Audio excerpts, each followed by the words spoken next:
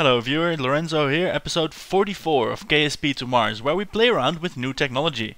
What we have today is the mighty Deinonychus engine, unlocked in the last episode, and it runs on liquid methane and of course oxidizer, and it's an all-around better engine than the mainsail or the skipper.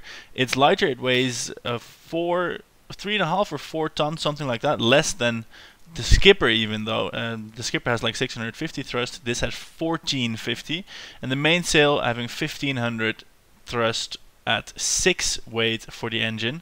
It's clear that the Deinonychus is better. Add to that its better specific impulse, more fuel efficiency from this methane fuel, so that's all around amazing. So what did I do? I tried designing a ship with it. Slightly more complex than this one, but what happens to this one will illustrate the point, seeing how that failed. My shift key doesn't appear to work, so that's a problem in and of itself. How is it expecting me to throttle up without a shift key? Yeah, well, let's reload that. These flights, by the way, count as simulations. Should the Kerbals die, they are not real. We can do revert as much as possible. I'm trying to demonstrate a thing or two to you, not achieve things. See, I built a big launcher with the Deinonychus, assuming that it would perform in a similar fashion as the mainsails and the skippers. Well, it wasn't immediately apparent because of the large vessels. It still won't let me throttle up. I'm pressing shift. What else can there be to it? This is methane, Deinonychus engine. Will it turn on? Yeah, I'm gonna go and fix that and I'll be back with you in a second. Right, I don't know what it was, but a game reboot did it. Anyway, what I was going on about is that I had designed a big vessel, and because of the size it wasn't immediately apparent, but there are some issues with the Deinonychus engine. Let me show you. I'm going to launch this without any control input. I'm going to put the throttle at 2/3 because it's a rather powerful engine. Just going to hit the launch key and nothing else. Yeah, you can see what's going on there, and it's not pretty. Now, suffice to say, I have tried a few different things. I've tried disabling the gimbals, disabling the reaction wheels on the pod. It didn't work. So I went to the internet and well, basically asked them, what the hell is going on with this Deinonychus engine? How can it do this? And how do I make a rocket with it? Because like this is very difficult. Well, I got a few responses, almost nothing. It basically said like, well, are you sure your rocket is fine? Because the engine is good, and well, it's probably your rocket. Well, I think we can all agree that this rocket should not have any steering bias. But then I thought, well, you know, there's a bunch of mods installed. Who knows? Let's try something else. Well, there's 3 parts in this rocket: a pod, a fuel tank, and an engine. Well, we're testing the fuel tank and the engine, so that leaves one thing. You guessed it, the command pod. And I thought, no way. There's no way a command pod can be that strangely balanced. So, but I tested out anyway with the one seater command pod, and we'll see how that goes here.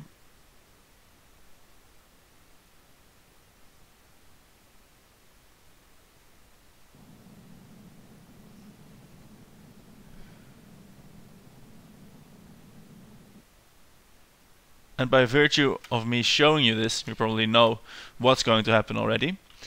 I'm going to launch, and it's going to go up more or less perfectly straight. There's some slight deviations. I'm controlling it a little bit, but that's nothing that the onboard SES system can't handle. And here you can see the engine powering through the atmosphere, being a boss, and not deviating whatsoever.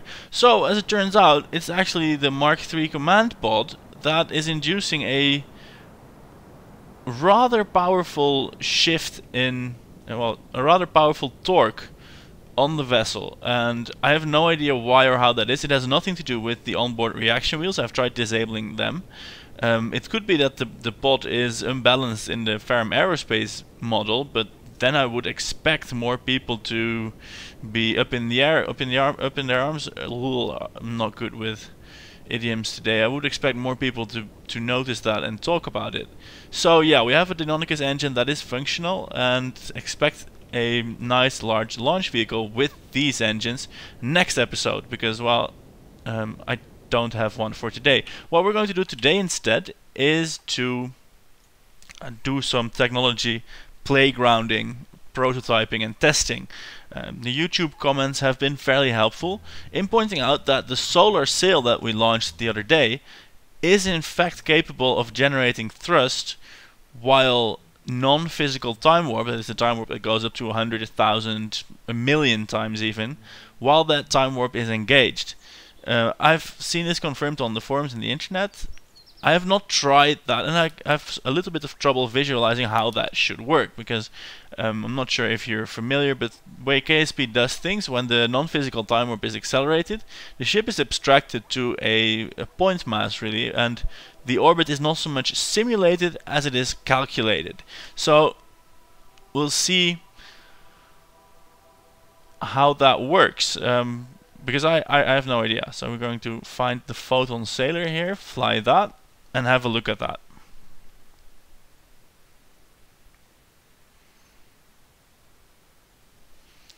Here we go. Is that now deploying the sail? Yes, it is. There we go. Let's have a look where we are along the orbit. Zooming out a bit. Well, we are not quite near the sun anymore, but we are past the apoapsis. We are falling, so we are going closer to the sun. So let's angle ourselves so that we're facing directly into the sun. And I think, because I didn't see our projected orbit change all that much. Oh, it does a little bit. No, it's just oscillating. Let's observe these numbers here for a bit. Are they rising or falling? They appear to be rising, and then they appear to be falling. Yeah, so the sail out here is generating a very, very low amount of thrust. And, well, let's see if we can look at the alarm clock. Do we have anything important coming up? Not quite immediately. We have 162 days until we have to pay attention to the Jupiter science probe. And the next first thing then is another launch window to Mars, where we'll send new care packages, landers and all that good stuff. I hope to land some Kerbals on Mars. The problem, if you watched last episode, was that that station, which incidentally used the Mark III command pod, was very, very difficult to control. Now, I ascribed that to an imbalanced and weirdly put together transfer stage. It had to be stuck into the side instead of inline. But that could have been that same problem that is showing its head with the Deinonychus engine. So, unfortunately for the more sociable Kerbals, I think we're going to be stuck with one-man vehicles for a bit. Or of course we could use the lander can or hitchhiker canisters, but the Mark III pod does appear to have some kind of flaw. Anyway, let's try and warp with this sail deployed and see what happens. Yeah, I'm at 1,000 times warp now. Let's see. We are facing away from the sun. It is giving me a thrust readout, a force readout anyway, and then an acceleration is, well, we are at 1,000 times time warp, so that should now be like 0.02 meters per second of acceleration approximately. Well, our speed change due to the regular path along the orbit is a lot greater than that, but still we should be observing a change in this number. So I'm going to drop out of time warp now, and we have 13,492,337 something. So let's see if that changes at all if I resume regular time warp. 13,492,337, no change observed. Let's try a slightly longer period. Time warp 10,000 times. Let's step that up to 100,000 times and go for 30 days. Or 10 days. Yeah. Here we have 11 days, which should be able to produce a measurable change. 13,488,793. I don't remember what the old was, but that is definitely different. So let's see if this happens gradually and how or when this velocity change is applied. Well, it for sure doesn't happen. Oh, it does happen while we're warping. That is interesting. Wow. I don't know how it does that. That must be some nice fancy code magic, because, well, as far as I knew, when warping, things like that are not possible. We are in fact going to have our periapsis around the sun in just a few days, so we can warp through that and see. Well, ideally I wanted to increase my apoapsis by doing this, but oh well, let's see what this does. This is decreasing, so we're going closer and closer to the sun. That is, I suppose, also a goal. So we are... Ooh, look at the sun! Wow, that looked crazy. So here we are reaching apoapsis, and this thing is changing its course while warping. Well, I have no idea how that is happening. We are currently traveling. We were traveling at just a hair under 130,000 kilometers per second. That's really good. And now, of course, the question is, was this also going on when we were doing the other missions? And if it did, are we then now in space near the sun where we can do extra science, which would of course be a wonderful bonus. Let's have a look at our instruments here. A magnetometer.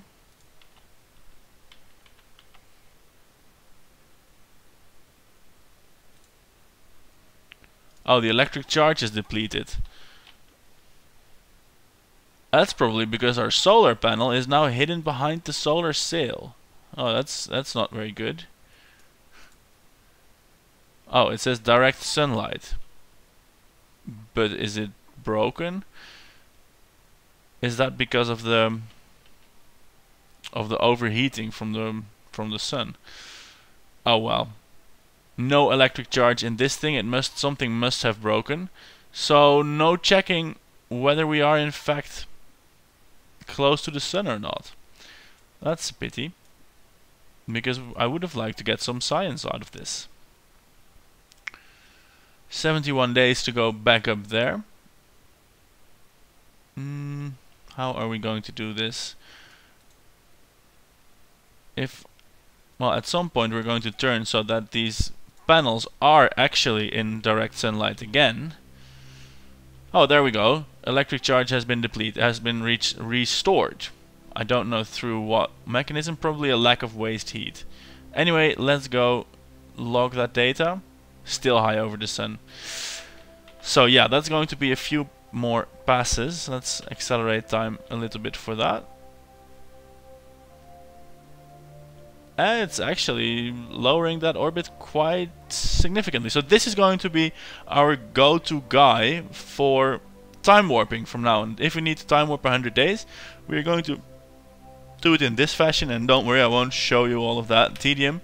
But that does mean that we will eventually, probably, get this probe close to the sun, where it can do its science in space near the sun. So that is rather nice and wonderful. That's a result. That's what we call a result in science. And this sun is going nuts, so it needs studying. Look at that. Crazy. So, on to our next pet project. Let's focus on Joule, on Jupiter, of course. And Roel, ever helpful fellow that he is, has proposed an interesting mission for our Joule probe, this one. He reasoned, well, you have such an elongated orbit, and even though you only have 30 meters per second of delta V left, this would be enough to plunge the probe into Jupiter's atmosphere and get science from that perspective. Now, one thing I'm completely sure about is that 30 meters per second, way out where we're going, will indeed be enough to make our orbit intersect Jupiter.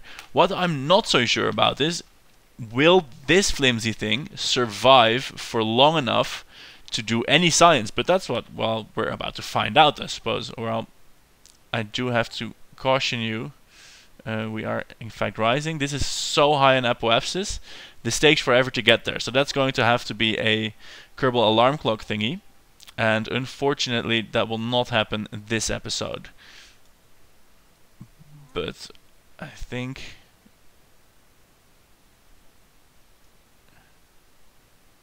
yeah, if I apply any delta V at all, the periapsis immediately disappears. So that is definitely possible. Definitely possible.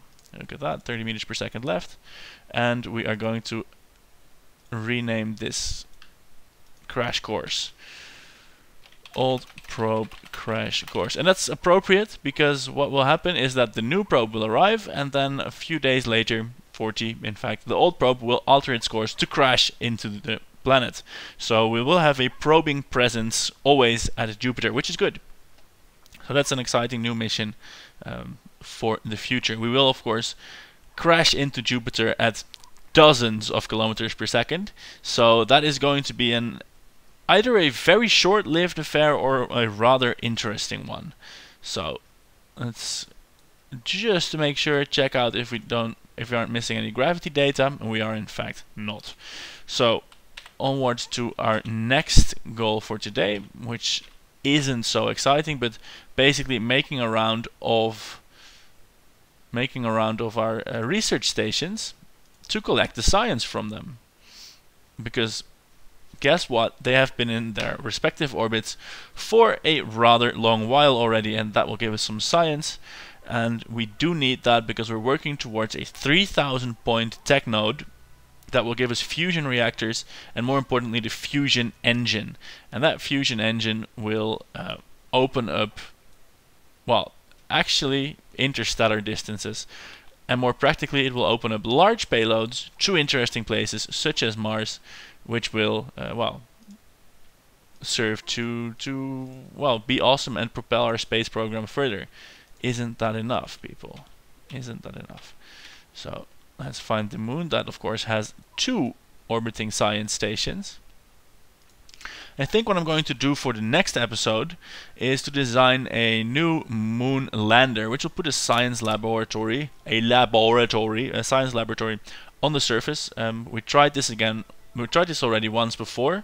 That did not work out so well, but we have some new technology again, some more expertise, and more importantly, interesting landing engines. And I lost my train of thought, but we are for sure going. Yeah, I lost it again. I'm not sure. I don't know what it is. I'm just asleep today. Luna 4 ship. Is this the? I thought it was the failed lander. Yeah, not making much sense. We're going to land something on the moon because it's awesome. Let's just keep it at that. Anyway, got 218 science, 140 from the other one, and I think if I recall 92 from the one around Kerbin. So that's a good bonus amount of science from these laboratories, and of course a landed one will only add to that. Let's have a look at the R&D building now, and then I'll conclude this sort of interim episode and go about preparing the next ones. That's building a Deinonychus powered launcher and of course an interesting moon base. So let's go to the R&D building here and see how that's. Wow, we have 585 science again. Now that sounds like a lot, but we're of course shooting for this node, which is 3000 science, and especially this DT Vista fusion engine. With the fusion reactors as well, this will give us 2.27 gigawatts. Now this will need 3.5 gigawatts, so we'll need at least 2 of those. What? Or 1 of these. 1 million radiators, and just a pinch of fuel really, because the ISP here is 15,500. So yeah, that's going to be amazing when we get the science. And rest assured we will, but it will be a long journey. So this was Lorenzo today. Thank you for watching. Exciting thing is coming up tomorrow, namely a moon landing, which we have done a few times before, but well, it's always nice to go to our nearest celestial neighbor. Thanks for watching. Press all the buttons that I'd like you to press. Subscribe, share, comment, like. I don't know if there's any others. Stay away from the dislike one. I don't like that one so much. See you later. Goodbye. Ciao.